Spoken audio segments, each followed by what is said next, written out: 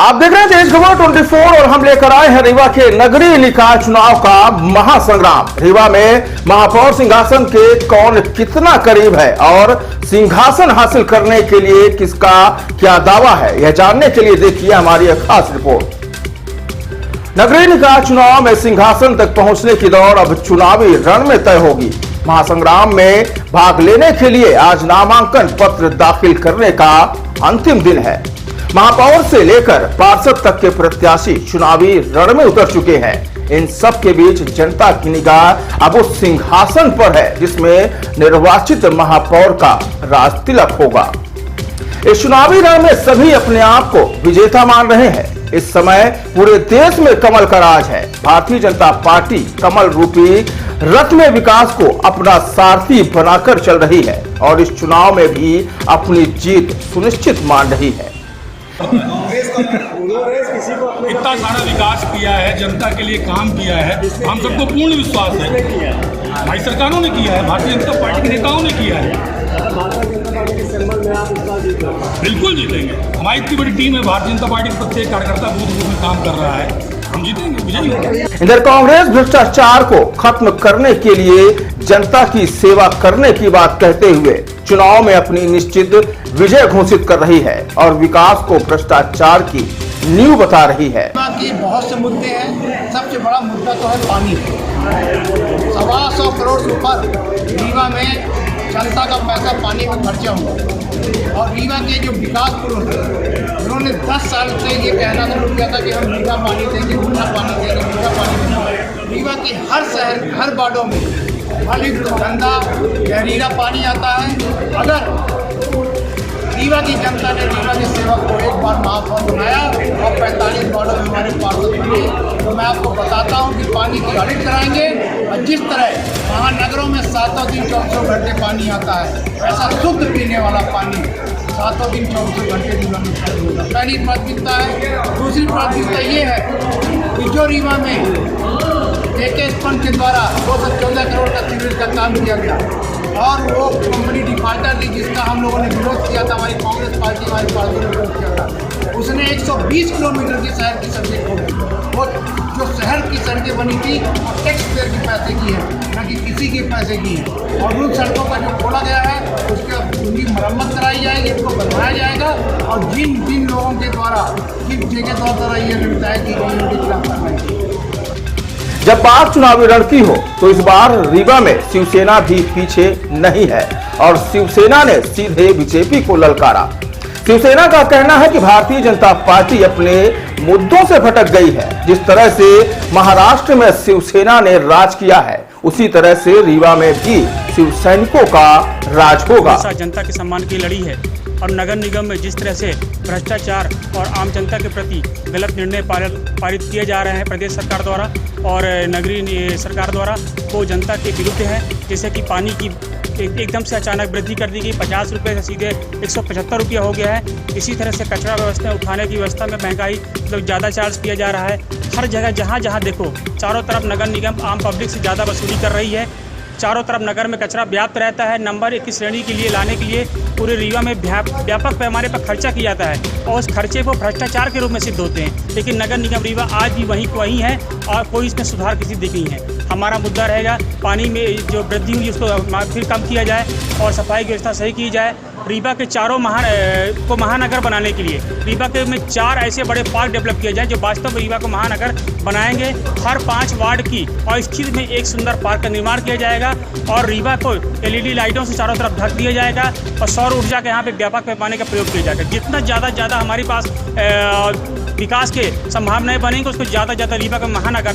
इधर बीएसपी एक बार फिर अल्पसंख्यक और पिछड़ी जातियों को सारी सुविधाएं देने की बात कहते हुए इन्हीं मुद्दों पर सिंहासन की ओर बढ़ रही है। नाम पे कोई भ्रष्टाचार के नाम पे वोट मांग रहा, आप क्या लेके आएंगे? भ्रष्टाचार एक बहुत बड़ा मुद्दा है। भ्रष्टाचार, स्वास्थ्य और अतिक्रमण, मतलब कई सारी समस्याएं हैं। मुद्दा तो सबके वही है। देखना ये है कि कौन कितनी इच्छा शक्ति के साथ इसमें आते। बात तो सब करते हैं लेकिन आप लोग देख रहे होंगे कि हम लोग जितने काम अभी तक कर रहे हैं दृढ़ इच्छा शक्ति के साथ करते हैं। तो हम लोगों का सबसे पहला मुद्दा है ये जो खुली नालियाँ, रोड, और शिक्षा के लिए देख रहे होंगे कि नगर निगम का अधिकार है लेकिन वो कुछ भी नहीं करता। तो हम लोग जो हर वार्डों में शिक्षा के लिए ट्यूशन, बस्तियों में ट्यूशन की व्यवस्था करने वाले हैं।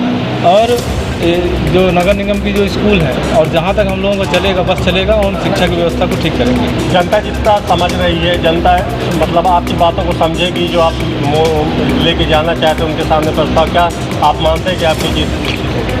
जनता क्या है, हमारे पुराने काम को भी देखेगी। आपने देखा होगा कि जो रीवा में अवैध वसूली होती है, अतिक्रम, उसके संबंध में हम लोग लगातार लड़ाई लड़ते रहे हैं। तो जनता तो ये भी देख रही है और निश्चित रूप से पावर में आने के बाद हम निश्चित रूप से जो अवैध वसूली, किसी भी तरह की अवैध वसूली है, तो वो बंद करेंगे। शिक्षा के संबंध में भी काम करेंगे और ये जो हम लोग पानी पीने को मिलता है, कीड़े वाला पानी, वो उससे मुक्ति जो है दिलाना। जब बात सभी राजनीतिक पार्टियों की हो रही है तो ऐसे में आप पार्टी को दरकिनार कैसे किया जा सकता है? देश की राजधानी दिल्ली में राज करने वाली आप पार्टी भी इनसे पीछे नहीं है। आप पार्टी के प्रत्याशियों का कहना है कि यदि महापौर के सिंहासन पर हम विराजमान हुए तो जनता का 10 लाख के अंदर का टैक्स माफ कर देंगे। पानी प्रकृति की देन है जिसे लोगों को मुफ्त में दिया जाएगा। कुल मिलाकर आप पार्टी जिन मुद्दों को लेकर दिल्ली में राज कर रही है, अब उन्हीं मुद्दों को लेकर रीवा के महापौर सिंहासन तक पहुंचना चाहती है।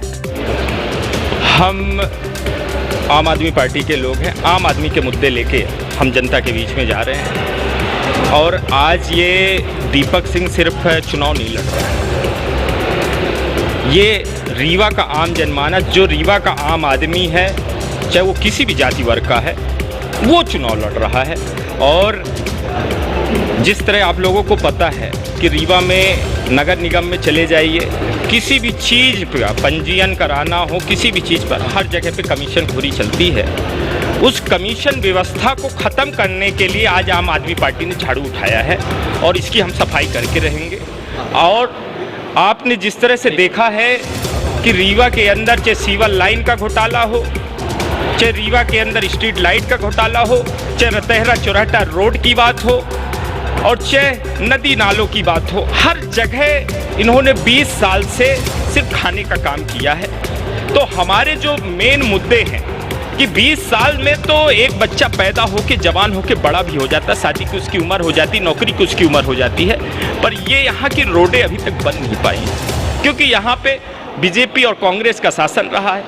तो मेरा जनता से निवेदन है कि आदमी सबको बार बार देखता है, कहते हैं ना लोकतंत्र में एक बार मौका, 2 बार मौका, 3 बार आप मौका दिए, आपने उनको पूरी तरह से देख लिया और पनप लिया है कि कैसे हैं वो लोग। अब इस बार आम जनता की सरकार, आम आदमी की सरकार बननी चाहिए शहर के अंदर, यही मेरी जनता से भी निवेदन है।